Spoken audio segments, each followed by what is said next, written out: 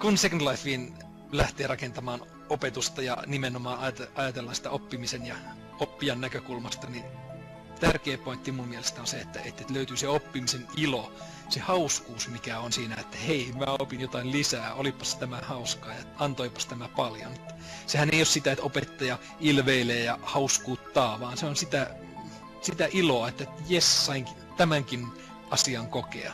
Niin siihen tämä Second Life on ihan nappijuttu. Kurssit on tyypillisesti pienehköjä, niillä saattaa olla 8-22 opiskelijaa, nämä on siis lukiokursseja, ja me edelleenkin tullaan tarjoamaan perinteisellä verkko-oppimisalustalla näitä kursseja niin, että Second Life toimii osana.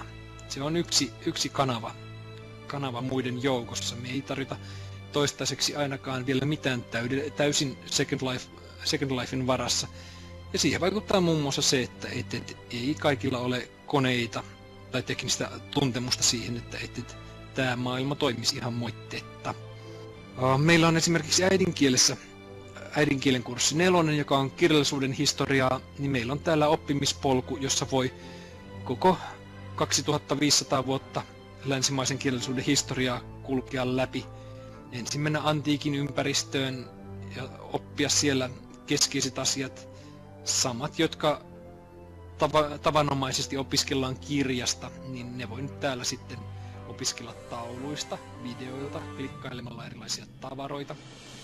Ja samatenhan tietysti täältä on sitten linkkiä ympäri nettiä, että nykyisin Second Lifessa toimii hirveän hyvin tämä shared media, eli erilaiset netin resurssit, olipa ne videoita, ääniä, muita sivustoja, niin ne saa tuotua suoraan tänne.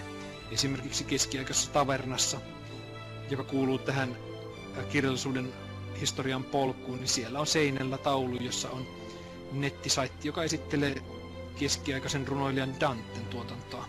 Ja sieltä meidän ei ole tarvinnut tehdä kaikkea materiaalia itse, vaan me voidaan hyödyntää näin muuta materiaalia.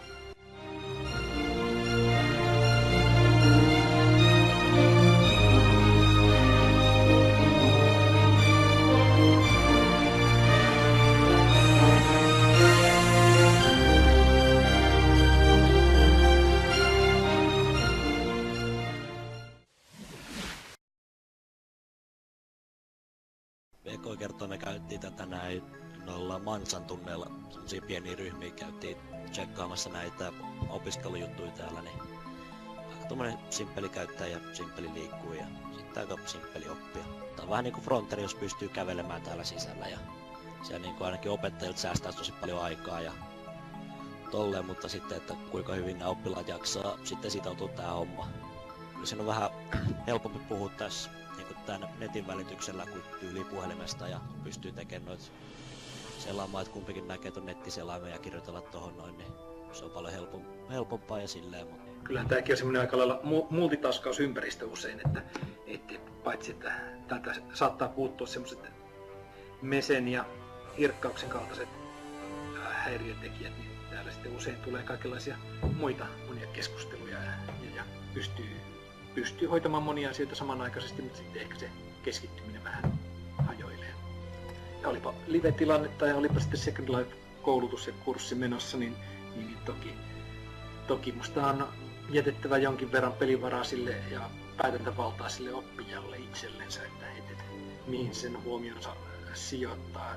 Hyvä opettaja miettii sen kurssinsa niin, että siihen on siis se rakentuu musta vuorovaikutuksesta, että siihen on yksi suuntaista informaatio-oksennusta, josta sitten opiskelija shoppailee palan tuolta ja palan täältä vireystilansa mukaan, vaan niin, että siinä tarvitaan sitä vuorovaikutusta, niin sillähän se oppiminen syntyy sitten olipa reaalimaailmassa tai Second Lifessa.